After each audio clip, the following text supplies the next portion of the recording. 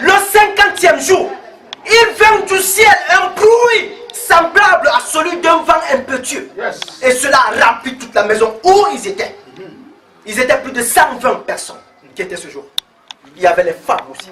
Maman de Jésus était dedans. Ses frères étaient dedans. La Bible le déclare.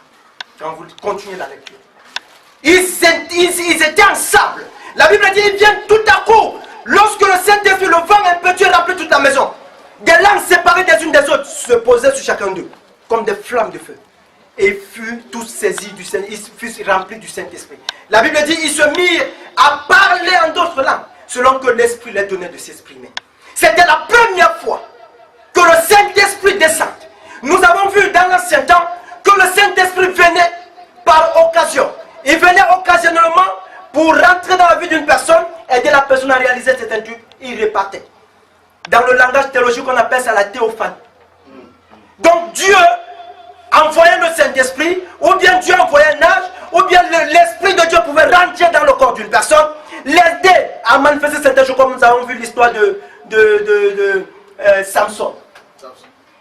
À la dernière minute, Samson a prié. Il dit, Dieu, rends-moi encore ton esprit, pour que je puisse mourir avec mes ennemis.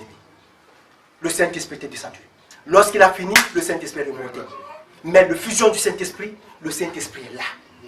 Il dit, je ne vous laisserai jamais effrayer. Je serai avec vous jusqu'à la fin des temps. Je serai avec vous jusqu'à la fin des temps. Depuis ce temps, la présence du Saint-Esprit est là. Il ne partira plus nulle part jusqu'à la fin du temps. Lève-toi ce matin. Il y a quelque chose qui va se passer.